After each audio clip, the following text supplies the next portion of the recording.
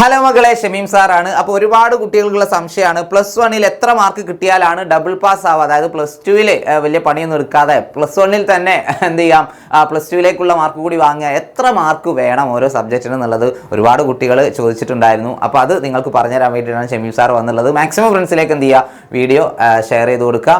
നിങ്ങൾക്ക് നമ്മുടെ ബാച്ചിൽ ജോയിൻ ചെയ്യാൻ താല്പര്യമുണ്ടെങ്കിൽ തീർച്ചയായിട്ടും താഴെ കാണുന്ന നമ്പറിൽ എന്ത് ചെയ്യുക, കോൺടാക്ട് ചെയ്യുക. Okay, yes.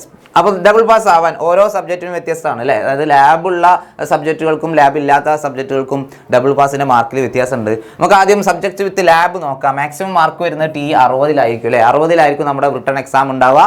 ആ 60 മാർക്കിൽ പാസ്സാവാൻ നിങ്ങൾക്ക് വേണ്ടത് 18 മാർക്കാണ്. 18 മാർക്ക് ഉണ്ടെങ്കിൽ നിങ്ങൾ എന്ത് ചെയ്യും, ഫസ്റ്റ് ഇയറിൽ പാസ്സാവും അല്ലേ? +1 തോൽവി എന്ന് പറയുന്ന ഒരു പരിപാടി ഇല്ല. നിങ്ങൾ തോറ്റാലും ജയിച്ചാൽ മാർക്ക് കിട്ടിയില്ലെങ്കിലും നിങ്ങൾ +2 നിങ്ങൾ എന്ത് ചെയ്യും, അവിടെ പോയി ഇരിക്കണം. +2 കാര്യങ്ങൾ പഠിക്കേണ്ടി വരും. +2 പരീക്ഷ എഴുതുന്നതിനോടൊപ്പം തന്നെ നിങ്ങൾ മാക്സിമം എന്ത് ചെയ്യണം, എഫേർട്ട് ഇട്ടിട്ട് ചിലപ്പോൾ +1 ഇമ്പ്രൂവ്മെൻറ്റ് എക്സാം ഒക്കെ വേണമെങ്കിൽ എഴുതാൻ വേണ്ടി പറ്റുന്നതായിരിക്കും അല്ലേ?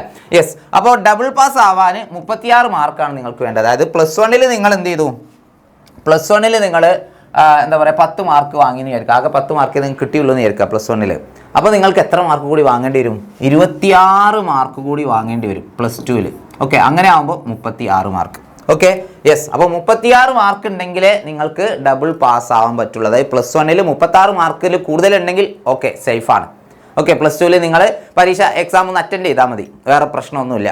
ഓക്കെ, അതേപോലെ നമ്മുടെ മറ്റു സബ്ജക്റ്റുകൾ 80 മാർക്കിലായിരിക്കും. ഇപ്പോൾ ഹിന്ദിയും ഇംഗ്ലീഷും ഒക്കെ പോലെയുള്ള അല്ലെ, ഇംഗ്ലീഷ് ലാംഗ്വേജ് സബ്ജക്ട്സ് ഒക്കെ അങ്ങനെയുള്ള സബ്ജക്റ്റുകൾ 80 മാർക്കിലായിരിക്കും പരീക്ഷ ഉണ്ടാവുക. പാസ്സാവണമെങ്കിൽ 24 മാർക്ക് വേണം. ഡബിൾ പാസ് ആവണമെങ്കിൽ അതിന് ഡബിൾ വേണം. അതാണല്ലോ ഡബിൾ എന്ന് പറയുന്നത് അല്ലേ? 48 മാർക്ക് വേണ്ടി വരും. ഇപ്പോൾ ഉദാഹരണത്തിന് നിങ്ങൾക്ക് എന്താ പറയുക, +1 40 മാർക്കേ ഉള്ളൂ എന്ന് വിചാരിക്കുക. +1 40 മാർക്ക് കിട്ടിയിട്ടുള്ളൂ എങ്കിൽ നിങ്ങൾക്കിനി +2 എത്ര മാർക്ക് മതി? ഒരു 8 മാർക്കും കൂടി മതി. അപ്പോൾ 48 മാർക്കാവും. ഓക്കെ, നിങ്ങൾ ആ ഒരു പാസ് മാർക്കിന് വേണ്ടിയിട്ടല്ല നിങ്ങൾ ഹാർഡ് വർക്ക് ചെയ്യുന്നതെന്നുള്ള അറിയാം. എങ്കിലും കുറച്ച് കുട്ടികളൊക്കെ ഉണ്ട്, എങ്ങനെയെങ്കിലും ഒന്ന് പാസ്സായാൽ മതി എന്ന് വിചാരിക്കുന്ന കുട്ടികളുണ്ട്. അവർക്ക് വേണ്ടിയിട്ടാണ് ഒരു ആശ്വാസം ആവുകയാണെങ്കിൽ അല്ലേ? തീർച്ചയായിട്ടും ഇത് സി കൂട്ടിയിട്ടല്ല കേട്ടോ. സി നിങ്ങൾ നോക്കേ വേണ്ട. സി നിങ്ങൾക്ക് ഫുൾ മാർക്ക് ഉണ്ടെങ്കിലും നിങ്ങളിത് എഴുതിയെടുക്കുക തന്നെ വേണം. 80 മാർക്കിൻ്റെ പരീക്ഷയിൽ 24 മാർക്ക് നിങ്ങൾ എഴുതിയെടുക്കുക തന്നെ വേണം. അതുപോലെ തന്നെ 60 മാർക്കിൻ്റെ പരീക്ഷയിൽ 18 മാർക്ക് നിങ്ങൾ എഴുതിയെടുക്കുക തന്നെ വേണം. ഡബിൾ പാസ് ആവാൻ 36 മാർക്കാണ് 60 മാർക്കിൻ്റെ പരീക്ഷ. അതുപോലെ 80 മാർക്കിൻ്റെ പരീക്ഷ ആണെങ്കിൽ 48 മാർക്ക് നിങ്ങൾക്ക് +1 ഉണ്ടെങ്കിൽ നിങ്ങൾ ഡബിൾ പാസ്സായി. എന്താ പറയുക, സബ്ജക്റ്റ് വിത്ത് ലാബ് എന്ന് പറയുമ്പോൾ physics, chemistry, biology, maths, accountancy, CL accountancy കേട്ടോ. അതുപോലെ തന്നെ സ്റ്റാറ്റിസ്റ്റിക്സ്, ഇതൊക്കെയാണ് ലാബ് ഉള്ളത്. ഇതിനൊക്കെ 60 പരീക്ഷ ഉണ്ടാവുക. ഓക്കെ, അപ്പോൾ തീർച്ചയായിട്ടും എന്ത് ചെയ്യുക, 60 മാർക്കിൽ നിങ്ങളുടെ മാർക്കൊന്ന് നോക്കുക. ഈ ഒരു ഇത്തരം സബ്ജക്റ്റിൽ നിങ്ങളുടെ മാർക്ക് നോക്കുക. അത് 36ൻ്റെ അപ്പുറത്തേക്ക് എത്തിയിട്ടുണ്ടെങ്കിൽ ഹാപ്പിയാണ്. അതുപോലെ 80 മാർക്കിൻ്റെയിൽ 24 + 24 48 മാർക്കിന് കൂടുതൽ നിങ്ങൾക്ക് ഉണ്ടെങ്കിൽ നിങ്ങൾ പേടിക്കാനില്ല, നിങ്ങൾ +2 എന്തായാലും ജയിക്കും. Okay, yes. അപ്പോൾ അതാണ് ഈ ഒരു കാര്യത്തിൽ നിങ്ങൾക്ക് പറഞ്ഞു തരാനുള്ളത്.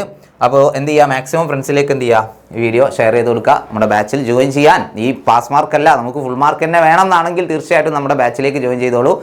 താഴെ കാണുന്ന നമ്പറിൽ കോൺടാക്ട് ചെയ്താൽ മതി. അപ്പോൾ അത്രയേ ഉള്ളൂ. അടുത്ത വീഡിയോ ആയിട്ട് കാണാം. അതുവരെ ടാറ്റ, ബൈ ബൈ.